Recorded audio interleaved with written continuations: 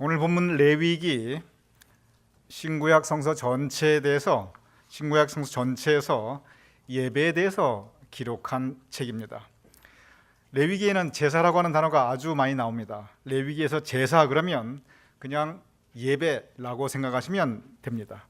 그래서 레위기는 예배에 대한 바로 그 제사에 대한 구체적인 가르침들이 상세하게 기록되어 있습니다. 그래서 제단의 관리는 어떻게 하는가, 제사는 어떻게 드리는가, 제사장은 어떻게 예배를 인도하는가, 예배 드리는 사람들은 무엇을 어떻게 준비해야 되는가 아주 구체적으로 상세하게 기록되어 있습니다.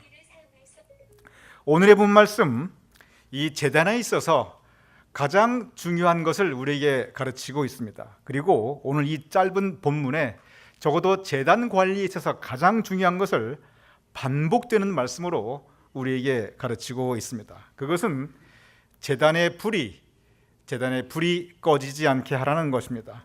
오늘 본문 9절에 제단의 불이 꺼지지 않게 할 것이요 라고 기록되어 있습니다.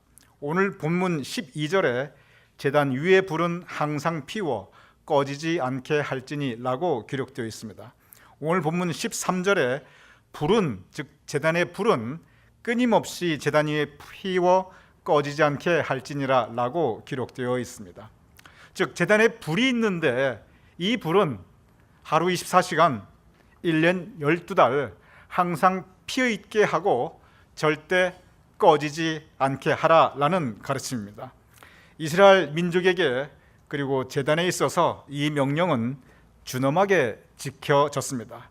그래서 오늘 본문 이 레위기 이 시점부터 바로 이때부터 시작된 그 제단의 불은 그 이후에 성전이 파괴되고 예루살렘이 불타 이 나라가 멸망할 때까지 그 전까지 단 한 번도 꺼진 적이 없다고 합니다.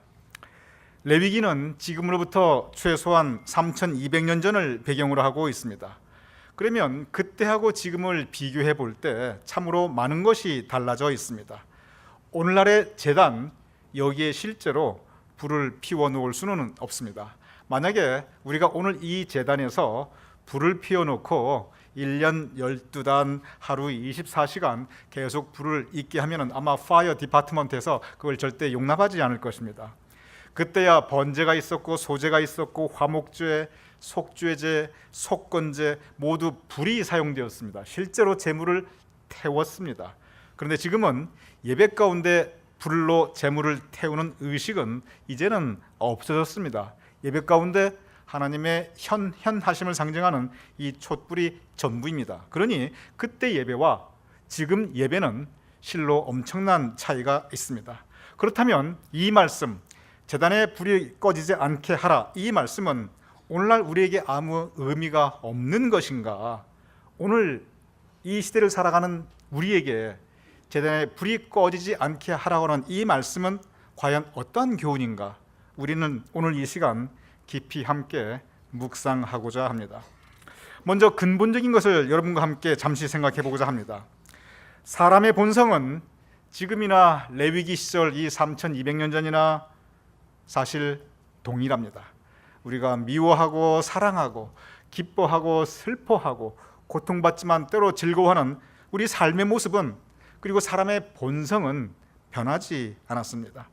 그때나 지금이나 하나님의 본성 변하지 않았습니다. 그때나 지금이나 자연이 돌아가는, 그리고 우주 만물이 운행하는 이치 전혀 달라지지 않았습니다. 그때나 지금이나 문화가 달라졌고 정치 외교가 달라졌지만 그러나 적어도 세상이 돌아가는 이치, 사람이 살아가는 순리는 전혀 변하지 않았습니다. 그때나 지금이나 사람과 하나님과의 그 관계의 본질 변하지 않았습니다. 그때나 지금이나 사람과의 인간 관계의 본질 변하지 않았습니다. 그렇다면 오늘 이 본문, 비록 3200년 전을 배경으로 하고 있지만 지금도 변하지 않는 그 모든 본성과 본질들이 있기에 분명히 우리에게 주고 있는 교훈이 있는 것입니다. 오늘의 본문의 핵심, 제단의 불이 꺼지지 않게 하라입니다.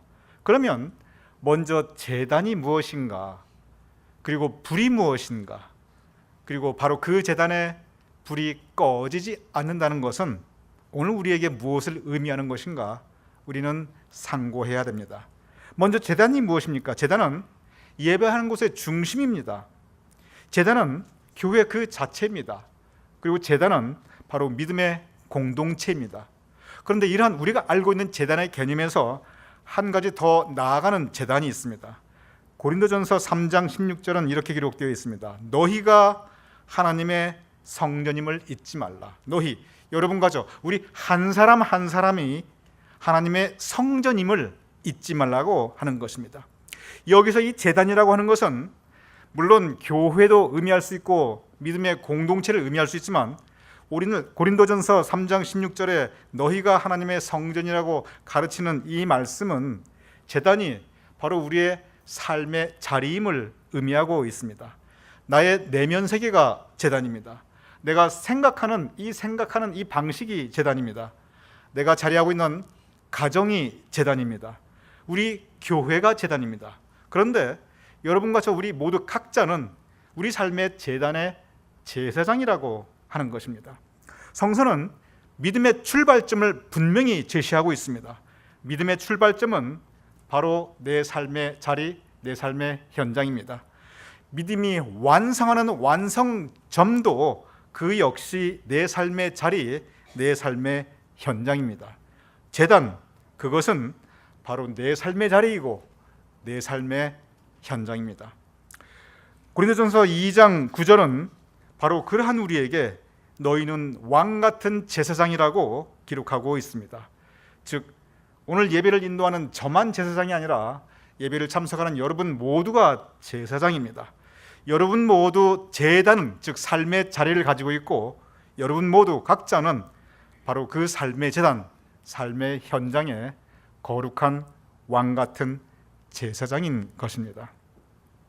그러면 불은 어떠한 의미를 가지고 있습니까? 성서의 불은 참으로 다양한 의미를 가지고 있고 참으로 다양한 모습으로 성서 인물들에게 그 삶의 현장에 나타났습니다. 그래서 성서를 통해서 보면 불은 가장 큰 의미는, 특별히 제단과 관계돼서 불의 가장 큰 의미는 하나님께서 함께 계시다고 하는 하나님 그 자체를 의미하고 상징하고 있습니다. 모세는 불 가운데 하나님을 만나게 됩니다. 오순절 다락방에서 성령께서 불꽃같이 그 모든 사람들 위에 임하게 됩니다. 성서 곳곳에 보면 불이 하나님의 임재하심을 의미하는 것을 우리는 볼 수 있습니다. 그리하여 제단의 불이라고 하였을 때 그것은 하나님께서 우리 삶의 자리에 함께한다는 것을 의미하고 있습니다. 제단의 불을 꺼지지 않게 하라, 무슨 뜻입니까? 제단이 우리 삶의 자리, 삶의 현장이라고 한다면 불을 꺼지지 않게 하라고 하는 그 의미는 우리 삶 가운데 하나님을 모시어 드리라고 하는 가르침입니다. 우리 삶의 현장에서 하나님과의 교통하심, 하나님과의 교제를 끊어지지 않게 하라고 하는 가르침입니다. 이것은 비단 교회 또는 성전만이 아니라 우리의 각 가정, 우리의 각 직장, 우리의 각 내면 세계에 하나님과의 교통하심이 끊어지지 않게 하라고 하는 우리 모두를 향한 하나님의 가르침입니다. 어떻게 우리가 제단의 불, 우리 삶의 자리에서 하나님과의 교통하심을 이어갈 수 있습니까? 구체적으로 많은 방법들이 있습니다. 아주 대표적으로 우리는 먼저 기도의 불을 끊어지지 않게 해야 합니다. 여러분 각자 개인적으로 또 우리 공동체가 기도의 불을 이어가야 합니다. 말씀의 불을 우리는 이어가야 합니다. 여러분 각자 개인의 삶에서 말씀을 보고 그 말씀을 묵상하고 말씀을 따라 사는 말씀의 불이 꺼지지 않게 해야 합니다. 예배의 불이 이어져야 합니다. 우리 모두 그 예배의 불을 이어가고 있습니다. 우리 삶의 현장에서 성령께서 역사하시는 이 성령의 불길을 또한 이어가야 합니다. 그런데 오늘 성경 말씀, 제단의 불이 꺼지지 않게 하라라고 가르치고 있습니다.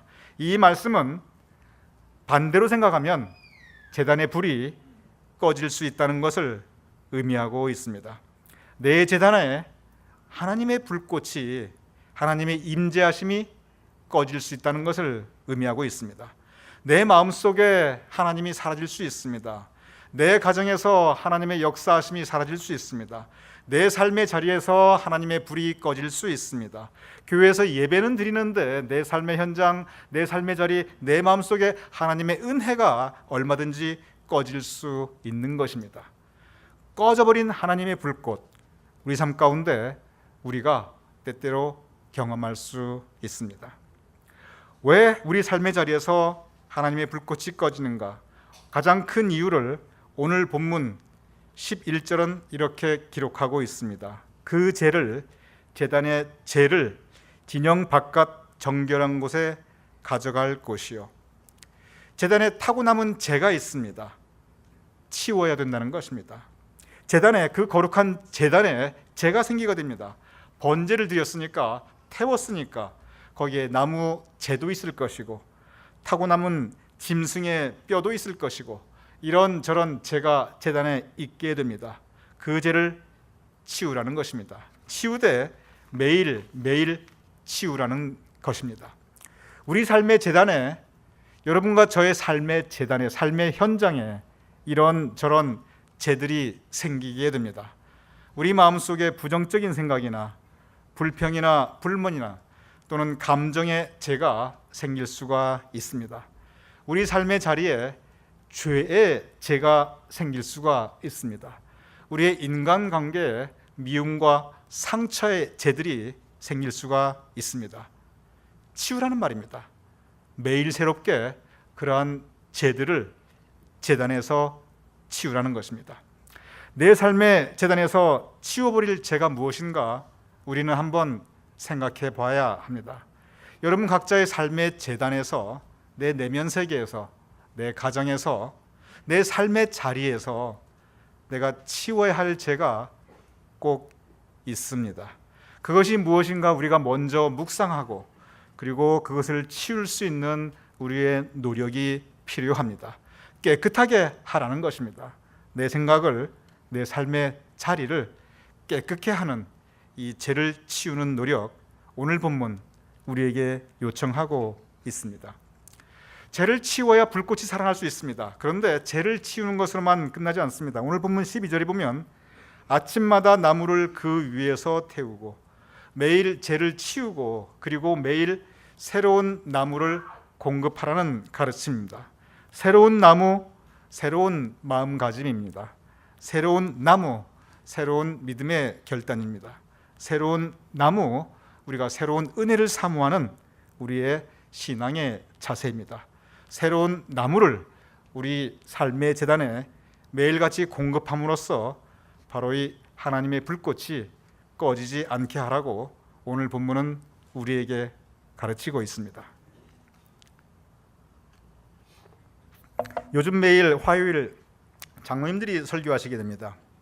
사실 장로님들께서 설교하실 때 제가 많이 은혜를 받게 됩니다. 왜냐하면 저는 주로 설교를 하는 사람이지 설교를 듣는 사람이 아닌데 이 설교를 듣는 입장에서 이렇게 설교를 함께 이 장로님들의 말씀을 나누면 참 제가 큰 은혜를 받게 됩니다. 그리고 아마 장로님들은 잘 모르시겠지만 장로님들 설교 말씀이 저한테 상당히 길게 기억이 됩니다. 한일택 장로님께서, 제가 이 재단에서 우리 교인들의 이 성함이나 또는 교인들의 이야기를 거의 하지 않고 또 그것이 예의입니다만 아마 이런 얘기는 괜찮은 것 같습니다. 왜냐하면 재단에 대한 얘기니까. 한 장로님께서 한 4, 5년 전에 저쪽 교회에 있을 때 새벽전에서 설교를 하신 적이 있는데 그때 주제가 반감기에 대해서 설교하셨어요.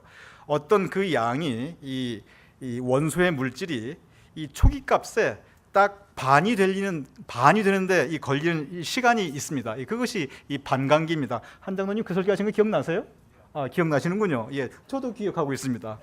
어떤 설교 말씀이냐면 예를 들어 주셨는데 연대를 추정할 때 지금도 가장 일반적으로 사용하는 방법이 그 방사성 동위원소입니다. 왜냐하면 이 탄소의 양으로 연대를 측정하는데 이 탄소는 그 안에 이 방사성이 이 딱 5,730년이 지나면 초기값에 정확하게 반이 됩니다.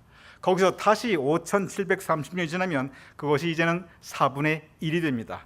거기서 다시 또 5,730년이 지나면 그때 이제는 8분의 1로 변하게 됩니다. 이래서 어떤 물질에 여기에 이 탄소 방사능이 얼마나 있나를 측정해 보면은 정확하게 이것이 얼마나 오래된 것을 알 수가 있고, 이것이 지금 고고하게 연대 측정의 가장 기본적인 그리고 가장 정확한 방법으로 사용되고 있습니다. 그런데 이 물질의 반감기가 다 다릅니다. 예를 들어서 이 플루토늄 같은 경우는 반감기가 한 2400년 이 정도라고 합니다. 그런가 하면 세슘 같은 경우는 반감기가 짧아서 한 30년 정도밖에 안 된다고 합니다. 근데 이 반감기가 가장 이 개념이 적용되는 것이 우리 일상생활에 있습니다. 그것이 뭐냐면 약입니다. 우리가 약을 먹었을 때 그 약 효과가 우리 혈액 중에 계속 돌아다니게 되는데, 이 초기값의 그 약 효과가 그 약의 성분이 반이 되는 거, 그것이 반감기라고 합니다. 그래서 그 약을 먹었을 때 그것이 우리 몸에 영원히 남아있는 것이 아니고 대사가 되고 또 이것이 분해가 되고 나중에는 배설이 되는데, 그래서 우리 몸에 어느 정도 남아있다가 나중에는 없어지게 되는데, 이 반감기가 되는 그 기준이 바로 우리가 약을 다시 복용하는 기준이 된다고 합니다. 어떤 약은 4시간마다 먹습니다. 감기약 같은 경우 그렇습니다. 어떤 약은 8시간 만에 먹습니다. 어떤 약은 24시간 만에 먹습니다. 그 이야기는 뭐냐면 약마다 다 반감기가 있고, 그래서 그걸 지켜줘야 우리 몸속에 그 효과가 계속 유지된다고 합니다. 사실 우리 생활을 보면 많은 것들이 이 반감기의 원리가 알게 모르게 작용되고 있습니다. 우리가 쓰고 있는 배터리도 결국은 시간이 지나면 그 안에 배터리가 점점 사라지게 됩니다. 가스도 시간이 지나면 우리가 썼기 때문에 다시 새롭게 넣어야 됩니다. 이 반감기가 있기 때문에 중요한 것은 뭐냐면 반드시 재충전이 이루어져야 한다는 것입니다. 그러면서 한 장로님께서 그때 지나가듯이 무슨 말씀하시냐면 이 은혜의 세계에도 반감기가 있다고 하셨어요. 제가 그때 마음속에 굉장히 큰 은혜를 받고 그 말씀을 제가 그 후로 굉장히 많이 묵상하였습니다. 그리고 그 말씀을 제가 많이 혼자서 발전시켜서 이렇게도 생각해보고 저렇게도 묵상해보는 그러한 시간들이 참 많이 있었습니다. 즉 우리가 은혜를 받는데 성령의 체험이든지 말씀의 감동 감화이든지 우리의 은혜 체험이 있고, 그때 은혜가 우리 마음속에 심령 속에 들어오는데 그것이 영원히 계속 지속되면 얼마나 좋겠습니까? 그 감동의 순간이 계속 우리 평생 지속되면 얼마나 좋겠습니까? 그런데 이것이 시간이 지남에 따라 감소가 됩니다. 반절로 감소가 되고 4분의 1로 감소가 되고 8분의 1로 감소가 되고 16분의 1로 감소되다가 나중에는 그 은혜가, 그 기억이 우리 심령 속에, 우리 마음 속에, 우리 생활 속에 사라지게 되는 것입니다. 은혜만 그렇습니까? 그렇지 않습니다. 감사도 마찬가지입니다. 우리가 어떤 일로 하나님께 크게 감사했을 때, 또는 주변에 우리 사람들에게 감사했을 때, 내 남편에게, 내 아내에게 깊이 감사했을 때 그 감사의 마음이 우리 평생 이어가면 얼마나 좋겠습니까? 그러면 하나님과 나와의 이 은혜의 삶이 얼마나 풍성하며, 우리의 인간관계가 얼마나 풍성하며, 우리의 가족관계, 부부관계가 얼마나 풍성하겠습니까? 은혜와 감사가 평생 가면 우리 삶은 참으로 은혜롭고 참으로 풍성한데, 그런데 이 감사도 시간이 가면서 빠르게 없어지게 됩니다. 그래서 나중에는 감사의 기억도 없고 오히려 이것이 원망의 마음으로 바뀔 때가 아주 많이 있습니다. 그래서 배은망덕이란 말이 생기게 되고, 그래서 배신이 우리 인간관계에 쉽게 찾아오게 되는 것입니다. 우리 삶 가운데, 우리 심령 가운데, 우리 삶의 자리, 즉 우리의 재단에서 은혜와 감사의 반감기는 의외로 짧습니다. 그런데 반감기가 상당히 긴 것이 있습니다. 이 반감기, 반으로 줄어드는 기간이, 그리고 점점 줄어드는 기간이 아주 오래도록 지속되는 것들이 있습니다. 예를 들어 은혜와 감사는 오래 갔으면 좋은데 빨리 사라지는 대신에 여러분, 상처는 반감기가 상당히 깁니다. 분하고 원망스러운 마음은 상당히 오래 지속됩니다. 내 과거에 내가 실패한 그 상처, 아픈 기억들은 의외로 오래 갑니다. 이렇게 상처라든지 분하고 원망스러운 마음이라든지 또는 내 삶의 고통과 아픔에 대한 기억들은 적어도 이것이 반감기가 뭐 며칠이 아니라 한 20년은 가는 것 같아요.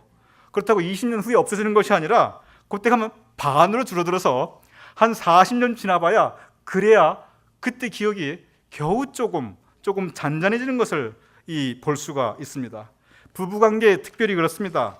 서로 감사하는 그 은혜의 반감기 상당히 짧습니다. 그런데 이 서로 이렇게 원망스러운 부분들 아주 쉽게 없어지게 되는 것입니다. 그래서 우리 남자들 아주 조심해야 되는 부분이 있습니다.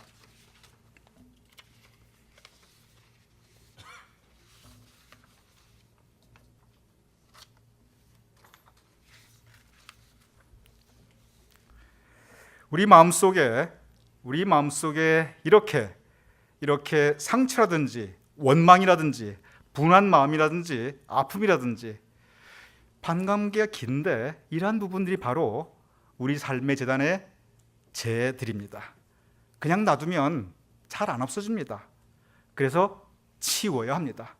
오히려 은혜와 감사는 반감기가 짧아서 그냥 놔둬도 그냥 자연스럽게 없어지는데 간직하고 싶은 것들은 그렇게 금방 없어지는데 우리 삶 가운데 오히려 불행하게 하는 부분들은 우리가 의도적인 노력으로 치우지 않으면 우리 재단에서 우리에게 계속 부정적인 영향을 주고 있는 것입니다.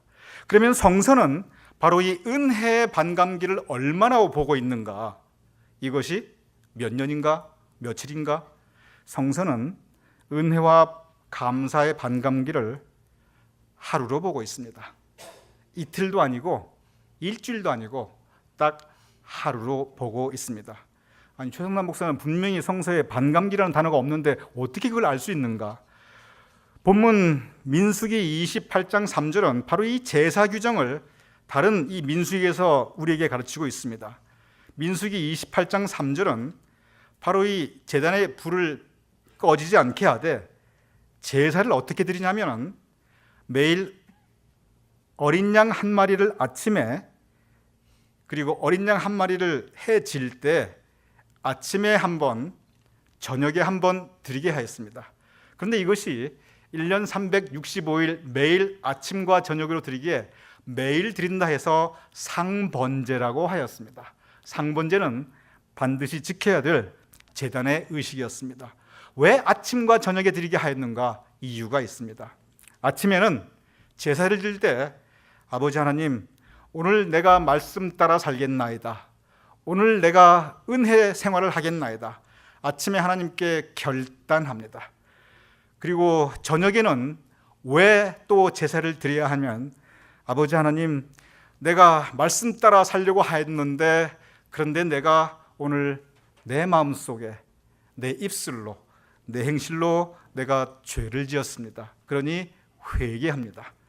회개의 제사를 드렸습니다. 회개의 제사뿐만 아닙니다. 아버지 하나님, 오늘 받은 은혜가 너무 큽니다. 이 은혜 내가 너무 감사합니다. 아침에는 결단의 제사를 드렸고 저녁에는 회개와 감사의 제사를 드렸습니다.